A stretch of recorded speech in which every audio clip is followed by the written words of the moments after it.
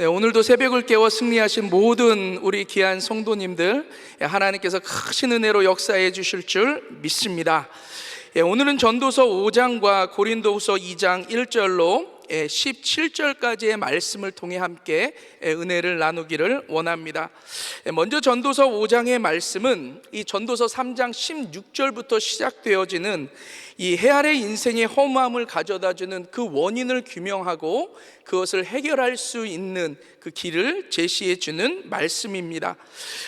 그래서 1절로 7절까지의 말씀을 보면 인생의 허물을 극복할 수 있는 길에 대하여 이 하나님을 경외할 것에 대해서 말씀하고 있습니다.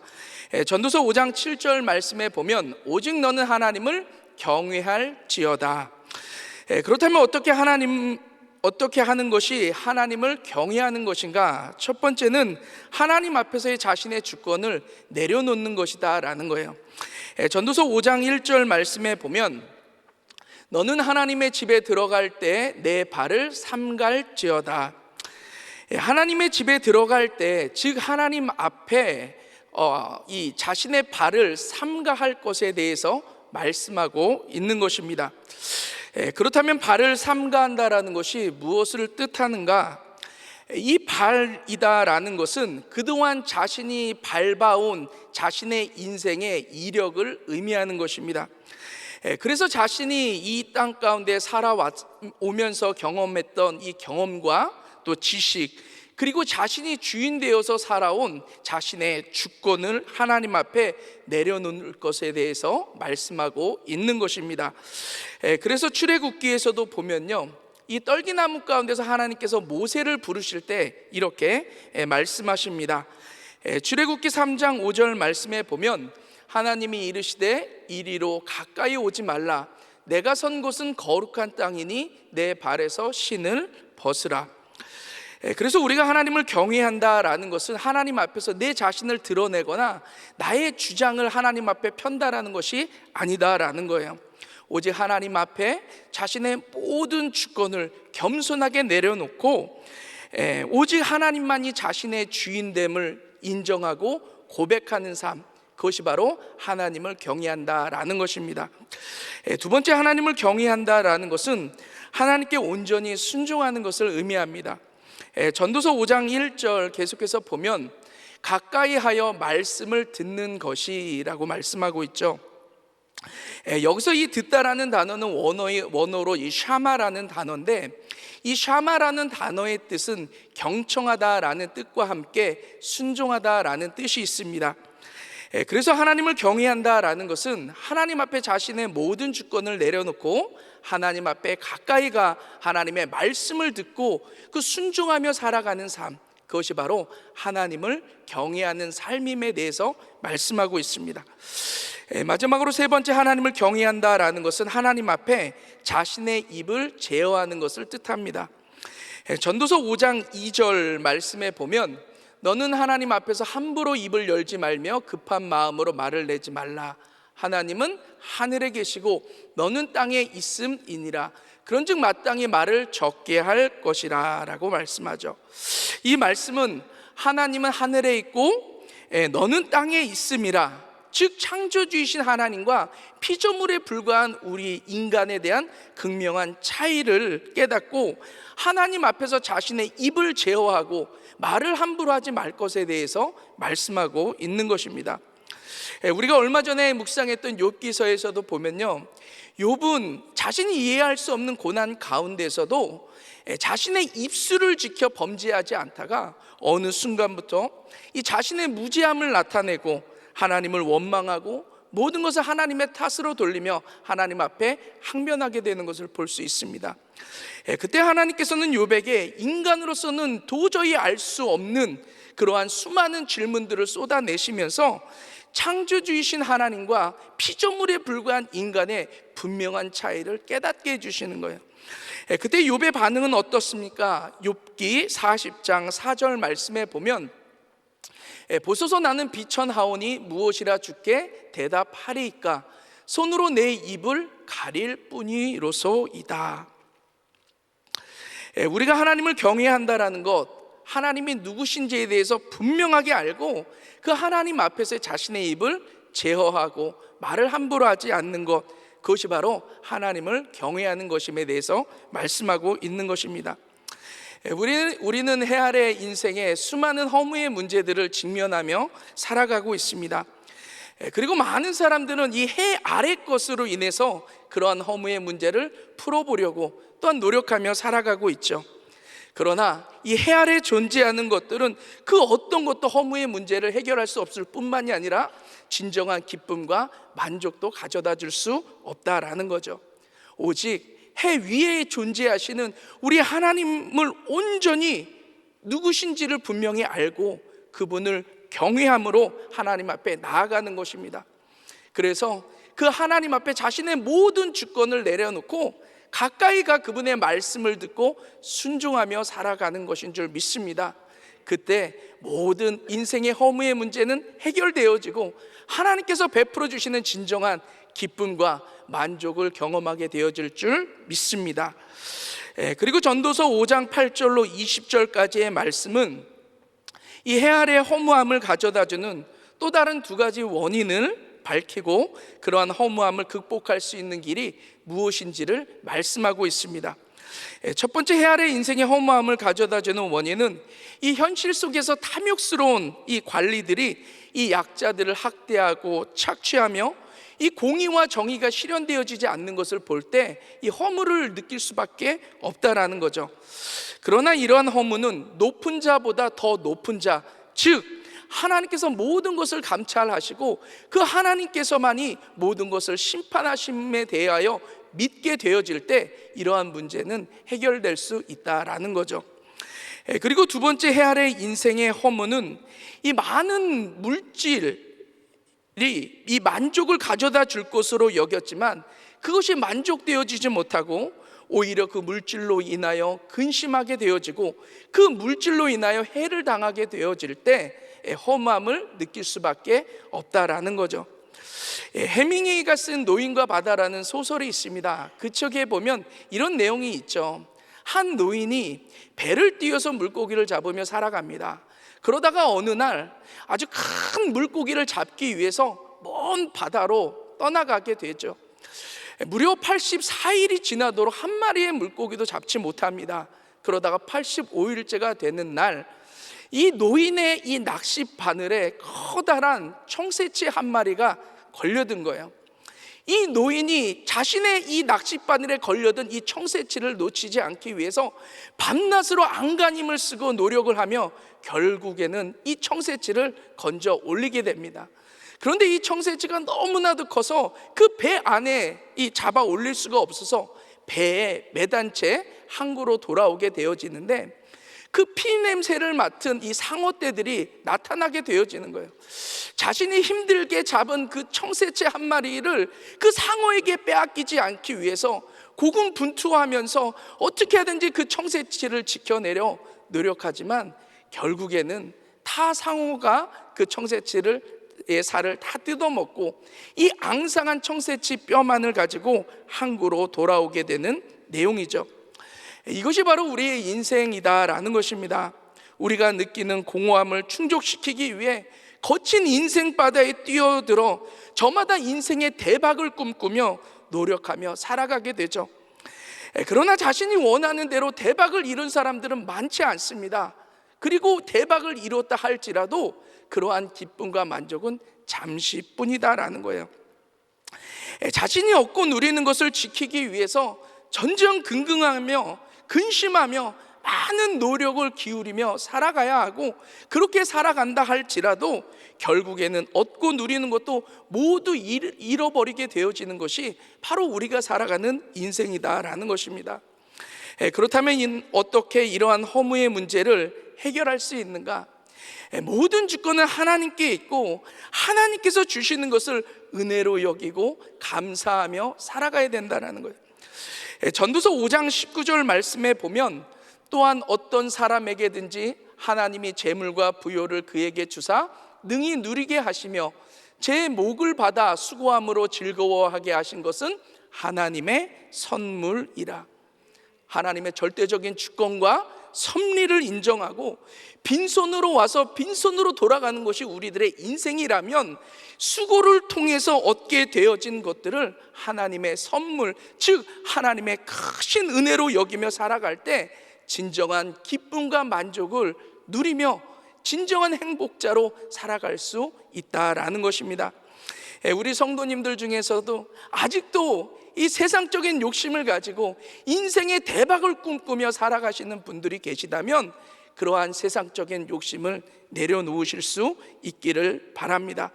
그리고 모든 주실 것도 주신 이시도 하나님이시요 취하실 이도 하나님이심을 신뢰하면서 하나님께서 이미 주신 것으로 인하여 기뻐하며 감사하고 또 만족하며 살아가실 수 있기를 바랍니다. 이러한 삶만이 진정한 만족자로서 진정한 행복자로 살아가는 인생의 가장 큰 지혜인 줄 믿습니다.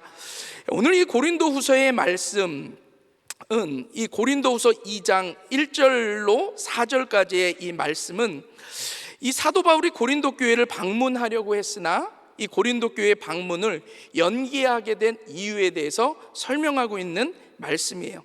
또한 5절로 11절까지의 말씀은 사도 바울의 이 고린도 교회 방문을 연기하게 만든 이 사도 바울을 대적했던 이 사람들을 사랑으로 용서해 줄 것에 대해서 고린도 교회 성도들에게 부탁하고 있는 말씀입니다. 그리고 12절로 17절까지의 말씀은 이 사도 바울이 자신의 사도권을 변호하기 위하여 기록하고 있는 말씀인데 이 말씀은 한 구절 말씀을 통해서 설명해 드리도록 하겠습니다. 오늘 제가 묵상한 한 구절 말씀은 고린도후서 2장 15절 말씀, 우리 한 목소리로 함께 읽도록 하겠습니다. 시작. 우리는 구원받은 자들에게나 망하는 자들에게나 하나님 앞에서 그리스도의 향기니. 아멘. 이 냄새라는 것은 사람들이 코로 맡을 수 있는 온갖 기운을 뜻합니다. 그래서 이 냄새는 사람들의 기분을 좋게 할 수도 있고 반면에 불쾌감을 줄 수도 있죠. 그래서 어떤 냄새는 사람들로 하여금 기분 좋게 해서 이 사람들을 불러 모으는 이 냄새가 있는가 하면 어떤 냄새는 사람들로 하여금 불쾌감을 줘서 이 멀리 떠나가게 만드는 그러한 냄새도 있는 것입니다. 그 가운데 향기라는 것은 사람들을 기분 좋게 하는 냄새를 뜻합니다. 그래서 사람들이 꽃을 좋아하는 이유는 꽃의 아름다움과 화사함 때문이기도 하지만 꽃에서 풍겨져 나오는 그 향기 때문인 것입니다. 그래서 아무리 기분이 좋지 않은 때라 할지라도 이 꽃에서 품어 나오는 그 향기를 맡게 되어졌을 때 기분 전환이 이루어지게 되어지고 마음의 안정을 찾기도 하게 됩니다. 또한 이 향기라는 것은 향을 뿜어내는 실체가 무엇인지를 나타내 줍니다. 그래서 장미향을 맡으면 그 꽃이 장미꽃인 줄을 알게 되고 프리지아 향을 맡으면 그 꽃이 프리지아 꽃인 줄을 알게 되는 것처럼 이 향기는 이 향을 뿜어내는 실체의 정체성을 나타내 주는 거죠. 지금 사도 바울이 고린도 후서를 기록하고 있는 목적들 중에 하나는 이 고린도 교회 안에서 자신의 사도권에 도전하는 사람들 때문인 것입니다.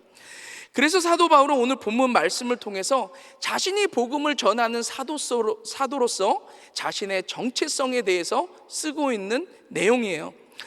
그래서 고린도후서 2장 14절 말씀에 보면 항상 우리를 그리스도 안에서 이기게 하시고 우리로 말미암아 각처에서 그리스도를 아는 냄새를 나타내시는 하나님께 감사하노라라고 말씀합니다. 여기서 항상 우리를 그리스도 안에서 이기게 하시고 할 때 이 이기게 하다라는 단어는 이 원어로 트리암뷰라는 단어입니다. 이 단어의 뜻은 이러한 장면을 연상시키죠. 여러분들 혹시 이 배너나 글래디에이터라는 영화를 보신 분들이 계시다면 이해가 좀 더 빠르실 수 있을 거예요. 이 로마군이 전쟁터에 나가서 전쟁 가운데 승리하게 됩니다. 그러면 그 승리한 군인들을 위해서 나라에서는 이 개선식을 준비해 주게 되죠. 수많은 로마 시민들은 전쟁의 승리를 축하하기 위해서 이 환호의 행렬을 준비하고, 이 환호의 행렬 중간중간에는 이 승리를 나타내는 향을 피워서 승리의 기쁨을 나타내게 됩니다. 그러면 그 향의 냄새를 맡은 사람들마다 우리가 전쟁에서 승리했구나라는 것을 알게 되어지고, 모든 백성들은 전쟁에서 승리하고 돌아온 왕과 군사들과 함께 축제를 벌이게 되는 거죠. 그래서 이 항상 우리를 그리스도 안에서 이기게 하시고 라는 뜻은, 하나님께서 우리를 승리한 군사로서 그리스도와 함께 승리의 개선식에 참여하게 하심에 대해서 말씀하고 있는 거예요. 그래서 사도 바울은 자신이 이 승리하신 그리스도와 함께 이 개선 행진에 참여하는 자로서 자신이 가는 곳마다 그리스도를 아는 냄새, 즉 승리하신 예수 그리스도를 선포하고 그 예수 그리스도를 나타내며 살아가게 된 것에 대해서 하나님께 감사함에 대해서 말씀하고 있는 것입니다. 우리도 마찬가지죠. 우리가 예수 믿고 구원받았다라는 것은 승리하신 예수님과 함께 이 개선 행진에 참여하는 자로 살아가는 것을 의미하는 것입니다. 그래서 우리가 가는 곳곳마다 승리하신 예수 그리스도께서 선포가 되어지고, 또한 예수 그리스도를 나타내는 삶을 살아가야 한다라는 것입니다. 그래서 우리의 입술로만 예수 그리스도를 나타내는 것이 아니라 우리들의 행동과 우리들의 삶을 통해서 승리하신 예수 그리스도를 드러내는 삶을 살아가게 되실 줄 주님의 이름으로 축원합니다. 그리고 그리스도를 아는 냄새를 15절에 보면 이렇게 말씀합니다. 우리는 구원받은 자들에게나 망하는 자들에게나 하나님 앞에서 그리스도의 향기니. 여기서 하나님 앞에서 그리스도의 향기니 라고 할 때 이 향기라는 단어는 이 원어로 이 유오디아라는 단어인데, 이 단어는 구약에서 이 희생 제사를 가리킬 때 쓰는 단어입니다. 그래서 출애굽기 29장 18절 말씀에 보면 그 수량 전부를 제단 위에 불사르라. 이는 여호와께 드리는 번제요 이는 향기로운 냄새니 여호와께 드리는 화제니라. 그래서 우리가 하나님 앞에 그리스도의 향기가 된다라는 것은 우리가 친히 제물이 되어 하나님 앞에 드려지게 될 때에 하나님께서 기뻐 받으시는 그리스도의 향기로 드러나게 됨에 대해서 말씀하고 있습니다. 또한 로마서 12장 1절 말씀에 보면 그러므로 형제들아 내가 하나님의 모든 자비하심으로 너희를 권하노니 너의 몸을 하나님이 기뻐하시는 거룩한 산 제물로 드리라. 이는 너희가 드릴 영적 예배니라. 원래 하나님 앞에 드려지는 제물은 죽여서 드려지게 됩니다. 그러나 이 너의 몸을 하나님이 기뻐하시는 거룩한 산 제물로 드리라 라는 것은 살아는 있지만 마치 죽은 것처럼 철저하게 자신이 죽어져 자기를 부인하고 예수 그리스도만을 나타내는 삶을 살아가야 될 것에 대해서 말씀하는 거예요. 그럴 때 그것이 그리스도의 향기로 나타나고 이 영적인 예배가 되어서 하나님께서 기뻐 받으신다라는 것입니다. 얼마 전이었던 것 같아요. 제가 제 자신을 이렇게 참 돌이켜 보는데, 시간이 지나면 지날수록 또 사역을 하면 사역할수록 왠지 모르게 저의 모습이 이상하게 변하고 있는 모습이 발견이 되어지는 것 같아요. 왠지 괴물이 되어지는 것 같은 그런 제 모습을 발견한 적이 있습니다. 제가 이제 은혜교회 와서 사역한 지도 15년이 넘어가고, 제가 이제 목사 안수를 받은 지도 10년이 넘어가면서 사역을 하면서 왠지 모르게 제 목소리가 커지는 모습을 종종 보게 되는 것 같아요. 그리고 내 주장, 내 고집들로 인해서 자꾸 내 자신을 드러내고자 하는 그런 모습들이 보여지게 됩니다. 원래 예수님을 믿은 지 오래되면 오래될수록, 사역을 하면 사역을 할수록 더욱더 겸손하고 또 온유하고 또 예수님의 성품이 드러나고, 그리스도의 향기가 나타나야 되는데, 예수 그리스도의 향기가 아니라 온갖 인간적인 고약한 냄새를 풍기고 있는 제 모습을 하나님께서 조명해 주시는 거예요. 참 마음 아프게 하나님 앞에 회개하면서 그렇게 기도하는 시간을 갖게 되었습니다. 우리 성도님들은 어떠세요? 신앙생활을 오래 하면 오래 할수록, 또 어떤 직분을 맡아서 사역하면 사역할수록 더욱더 겸손하고 온유하고 예수님의 성품이 드러나고 그리스도의 향기를 바라며 살아가고 계십니까? 혹시 은혜교회를 20년, 30년 섬긴 것이 완장이 되고, 내가 어떤 직분을 받고 내가 어떤 사역을 맡은 것이 완장이 되어서 자신의 목소리가 커지고 자신의 고집과 주장으로 인해서 예수 그리스도의 향기가 드러나는 것이 아니라 자신이 드러나고 자신으로 인한 고약한 냄새가 나고 있는 그런 모습들이 있는 분들이 계시지는 않습니까? 우리들이 신앙생활을 하면 할수록 더욱더 겸손하고 온유하고 예수 그리스도의 성품으로 예수 그리스도의 향기를 드러내야 될 줄 믿습니다. 이러한 향기는 우리의 노력으로 가능한 것이 아니에요. 우리가 예수님 앞에 내가 자꾸 드러나려고 하고 자꾸 내 주장과 내 고집을 피려는 내 자신이 예수 그리스도와 함께 온전히 죽어지게 되어졌을 때, 내 자신이 부인되어져야만 내 안에 계신 예수 그리스도께서 나타나고 예수 그리스도의 향기를 바라게 되어지는 줄 믿습니다. 우리 귀한 성도님들 늘 승리하실 수 있기를 주님의 이름으로 축원합니다. 그런데 고린도 교회 안에도 보면요, 이러한 그리스도의 향기를 고약한 냄새로 바꾸는 무리들이 있었다라는 거예요. 그래서 고린도전서 2장 17절 말씀에 보면, 우리는 수많은 사람들처럼 하나님의 말씀을 혼잡하게 하지 아니하고 곧 순전함으로 하나님께 받은 것 같이 하나님 앞에서와 그리스도 안에서 말하노라. 여기서 하나님의 말씀을 혼잡하게 하다라고 할 때, 이 혼잡하게 하다라는 단어는 이 카펠리오라는 단어인데, 이 단어는 장사꾼처럼 행하다라는 단어의 뜻입니다.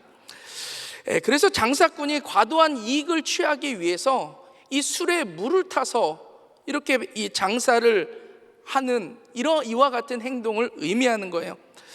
그래서 사도 바울은 수많은 거짓 교사들과 같이 자신의 이익을 위해서 장사꾼처럼 하나님의 말씀을 전하지 않았음에 대해서 이야기합니다.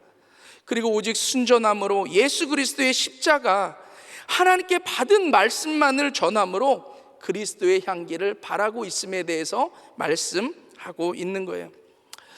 아마 한 달 전이었던 것 같아요. 한국에 2만 명이 넘는 대형 교회입니다. 근데 이 1만 성도 파송을 위한 이 파송 예배를 드리는 것을 제가 보게 되었습니다. 그 교회가 몇 년 전서부터 29명의 목사님들을 신중하게 기도하면서 이 선별을 하고 그 목사님들을 훈련시키고 또 건강한 29개의 교회로 분립 개척하고 10,000명이 넘는 성도들로 하여금 분립 이 파송을 하게 되었던 거죠. 그 목사님께서 말씀하실 때마다 늘 한국 교회의 안타까운 현실을 바라보시면서 말씀을 전하셨던 것 같아요. 많은 미자립 교회들이 참 많이 있는데 자기네 교회에만 성도님들이 계속해서 들어오고 부흥하는 것에 대해서 왠지 미안한 마음도 들고 이것이 좀 건강하지 못하다라는 생각을 갖게 되셨다고 합니다. 그래서 자신의 성도들을 여러 지역으로 흩으시고 신실하신 목회자들을 통해서 한국 사회에 건강한 교회들을 더 많이 세우기를 원하셨던 거예요. 파송 예배를 들으시면서 그 목사님이 눈물을 흘리세요. 그렇죠? 20년이 교회를 개척해서 20년 넘게 함께 동거동락하면서 참 열심히 일하고 헌신했던 그 가족 같은 성도들을 떠나보내야만 하는 그 목사님의 마음이 얼마나 힘들고 아프셨겠습니까? 그래도 이 남은 성도님들이 많아서 올해 말까지 11개의 교회를 더 분립 개척시켜서 40개의 교회로 분립 개척을 하고, 만약 2년 뒤에 자신의 교회에 5,000명 이상의 성도가 남아있다면 자신이 담임 목사님직을 사임하겠다라고 선포를 하시더라고요. 왜 그 목사님도 3만 명, 4만 명, 5만 명 큰 교회를 이루고 싶은 마음이 없으셨겠습니까? 왜 그 목사님도 자신이 사역을 잘한다라는 것을 드러내고 싶은 마음이 왜 없으셨겠습니까? 그런데 자신을 드러내지 않고 자신의 이익만을 구하지 않는 그 욕심 없이 살아가시고 그 목회하시는 목사님의 모습을 보면서 참 제 자신이 너무나도 부끄럽게 여겨졌던 것 같아요. 그리고 그 목사님의 삶에 너무나도 큰 도전이 되는 것입니다. 우리 은혜교회도 마찬가지죠. 여러분들은 선교하고 신앙생활하며 살아간다라는 거 너무나도 당연하게 여길 수도 있을 거라고 생각합니다. 그런데요, 아무리 많은 큰 교회들이 있다 할지라도 선교하는 교회들은 그렇게 많지 않습니다. 선교한다라는 것은요, 불편한 거고요, 많은 재정적인 부담이 있는 거예요. 자기의 교회만을 생각한다면, 자기 교회만의 이익을 생각한다면 결코 할 수 없는 것이 바로 선교죠. 우리 김강신 목사님 때서부터 교회 재정의 50%를 선교비로 쓰고, 우리 한 목사님 오셔서 더 선교의 지경을 넓혀가시는 것을 보게 됩니다. 이게 뭐예요?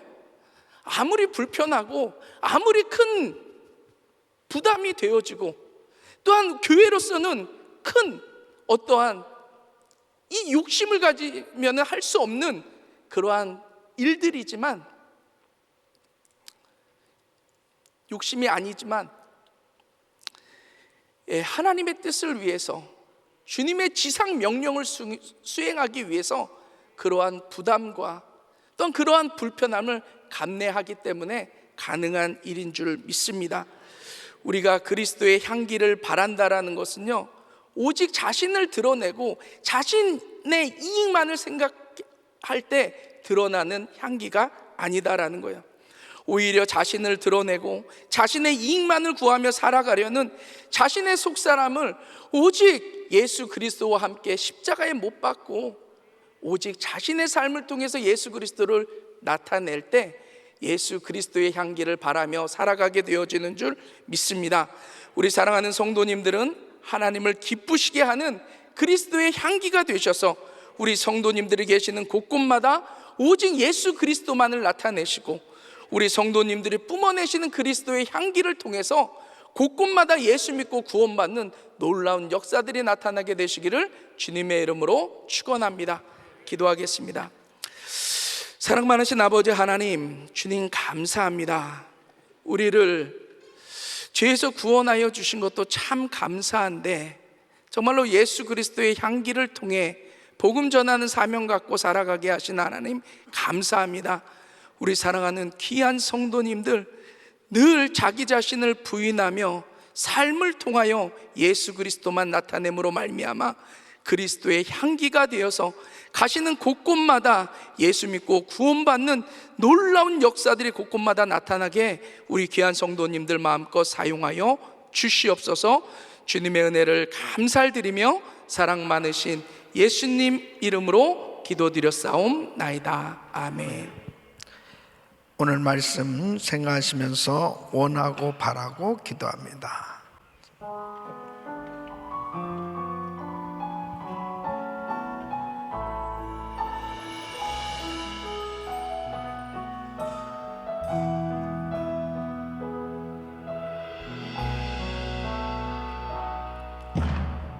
이 세상을 살아가는 동안에 나의 힘을 의지할 수 없으니 기도하고 낙심하지 말 것은 주께서 참 소망이 되심이라. 우리 두 손을 높이 드시고 예수님의 성품이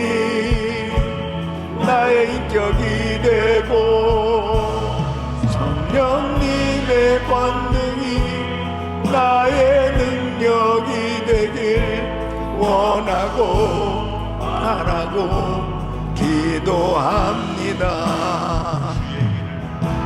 주의 길을 걸어가는 동안에 세상의 것 의지할 수 없으니 감사하고 낙심하지 말 것을 주께서 참 기쁨이 되심이라. 하나님의 꿈이 나의 비전이 되고 예수님의 성품이 나의 인격이 되고 성령님의 권능이 나의 능력이 되길 원하고 바라고 기도합니다. 아멘. 우리가 신앙생활하면서 우리의 신앙의 궁극적인 목적, 그 이유를 바로 아는 것이 얼마나 중요한지 모릅니다. 우리는 주님을 만나서 주님을 닮아가는 삶이 되는 것입니다. 이것이 바로 우리의 이 땅에서의 삶의 어떤 궁극적인 목적이 되어야 하는 것입니다. 바로 내가 예수님을 닮아간다고 하는 것은 그리스도의 향기를 바라는 삶이 되어질 수 있는 거죠. 그리스도를 닮아가기 위해서는 하나님 앞에 예배 드리는데 온전히 하나님이 기뻐하시는 예배자의 삶이 되어야 하는 것입니다. 그러니까 오늘 이 전도서와 고린도후서 이 말씀이 짝을 이루는데요, 하나님을 경외하는 것이 지혜인데 하나님의 집에 들어가는 자 그랬습니다. 그러니까 하나님 앞에 예배 드리는 자는 바로 자기 자신을 돌아보고 하나님의 말씀을 듣는 것에 집중해야 되는, 그래야만 바로 성화되어지는 삶이 되어질 수 있는 겁니다. 아무리 예배를 자주 드린다 하더라도 자기를 돌아보는 그런 시간이 되어지지 못하고 하나님 말씀에 집중하지 못하면은 결국 성화되어지질 않아요. 아무리 교회를 오래 다녀도 주님을 닮아갈 수가 없습니다.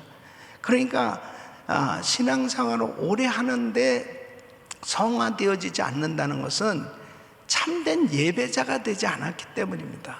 그냥 습관적으로 예배를 드리고 있기 때문에 그런 거죠. 그러니까 하나님을 진실되게 경외하는 삶은 참된 예배자의 삶이고, 참된 예배자가 되어졌을 때 성화되어지고 그리스도의 향기를 바라는 삶이 되어지는 것. 그러니까 향기는 저절로 나타나는 거지 이 향기를 만들어낼 수는 없는 거예요. 그러니까 교회는 생명체이기 때문에 어떤 계획에 의해서 되는 게 아니에요. 내가 주님을 닮아가려고 그럴 때, 주님이 기뻐하시는 뜻대로 살려고 할 때 저절로 이 생명체 공동체는 하나님을 기쁘시게 해드리는 일을 하게 되는 것입니다. 그래서 모방하려고 하지도 말고 뭐를 만들어내려고 하지도 말고 우리들이 예수님 닮아가면 되는 거예요. 그러면 주님을 기쁘시게 해드리려고 하게 되면 하나님 기뻐하는 일은 저절로 이루어지게 되는 거죠. 그러니까 사도 바울이 이렇게 환난과 핍박을 당하면서도 왜 선교합니까? 바로 사도 바울이 주님을 만나서 그리스도를 아는 고상한 지식으로 인해서 나의 모든 걸 다 배설물처럼 여긴다고 예수님을 닮아가려고 하는 삶이 되니까, 그 주님의 말씀에 순종이 되니까 선교는 저절로 되는 거고, 그리고 하나님이 기뻐하시는 뜻대로 선교하다 보니까 환난을 당해도 그 가운데서 감사가 넘치게 되는 것이죠. 만일 선교를 억지로 하려고 한다면 그게 얼마나 큰 부담이고, 그리고 불이익을 당한다고 생각하고 손해를 본다고 생각하니까 선교 못하는 거예요. 그러니까 왜 우리가 교회가 부흥해야 되느냐?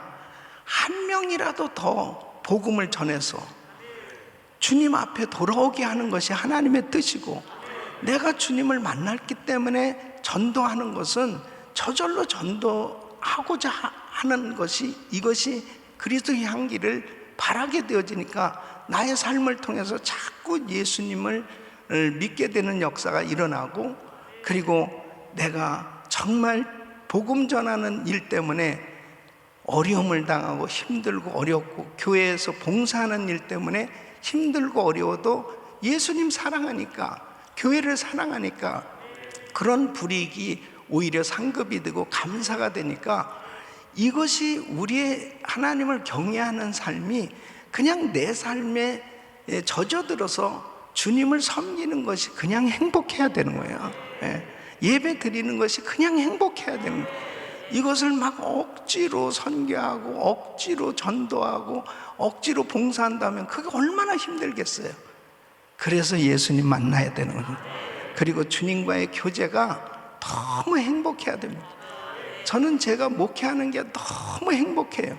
그래서 목사님 어떻게 한국 갔다 오셔도 매일 이렇게 새벽에 나오시고 뭐, 아니 이게 만일 내가 억지로 하는 일이라면, 성도들한테 보이기 위해서 하는 일이라면 얼마나 괴롭겠어요.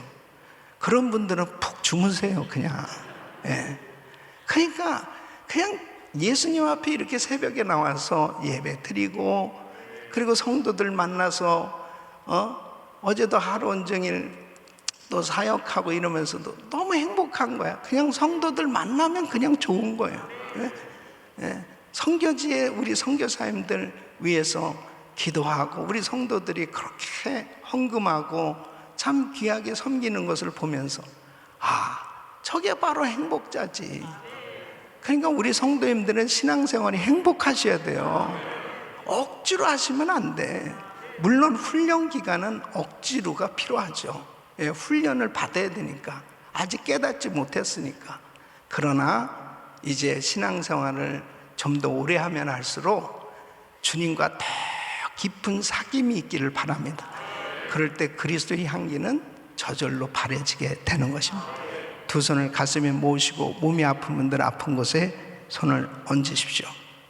거룩하신 아버지 하나님, 하나님을 경외하는 삶이 지혜인 줄로 믿습니다. 예배 드리는 자세도, 하나님 앞에 서운한 것을 갚는 모든 일들도 억지로가 아니고 하나님을 너무나 사랑해서 정말 주님 앞에 저절로 드려지게 하여 주시고, 약속을 지키게 하여 주시고, 회개하게 하여 주시고, 깨닫게 하여 주시고, 헌신할 수 있도록 도와 주시옵소서. 그리스도의 향기를 바라는 삶이 되게 하여 주옵소서. 아버지 하나님, 연약한 육신들을 이 시간도 안수하여 주시고 깨끗게 하여 주시옵소서. 내가 나사렛 예수 그리스도 명하노니 이 더러운 병만은 떠나 갈지어다. 모든 암세포는 떠나 갈지어다. 깨끗함 받을지어다. 없어질지어다. 종양은 사라질지어다. 바이러스 사라질지어다. 예수 이름으로 깨끗함 받을지어다. 아버지, 이 시간도 역사하여 주시사 공황장애, 우울증, 불면증이 다 떠나가게 하여 주시옵시고, 아버지 그 마음에 평강과 기쁨과 은혜가 충만하시도록 도와 주시옵소서. 예수 그리스도의 이름으로 명하노니 분열의 영은 떠나 갈지어다. 가정에서 떠나 갈지어다. 사업장에서 떠나 갈지어다. 교회에서 떠나 갈지어다. 예수 이름으로 떠나 갈지어다.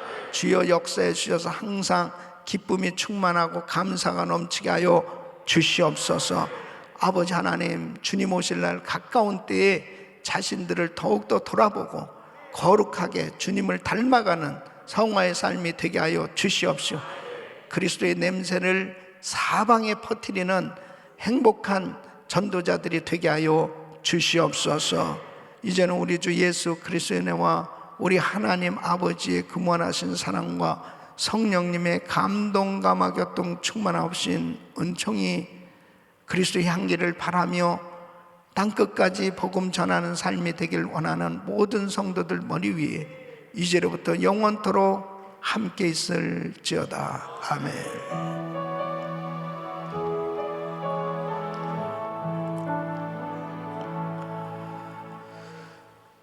기도하실 자리 잡으시고, 기도하실 때 우크라이나를 위해서 기도하시고, 오늘 저녁에 우리 성도님들이 정말 온라인으로 예배 드려야 될 상황인 성도님들 위해는 다 성전에 나오셔서 오늘도 하나님 앞에 감사 찬양 예배를 올려드릴 수 있기를 바랍니다. 우리 교회 40주년 부흥회를 위해서 강사 목사님 위해서 간절히 기도하면서 준비하기를 원합니다. 우리 주여 부르짖고 기도합니다.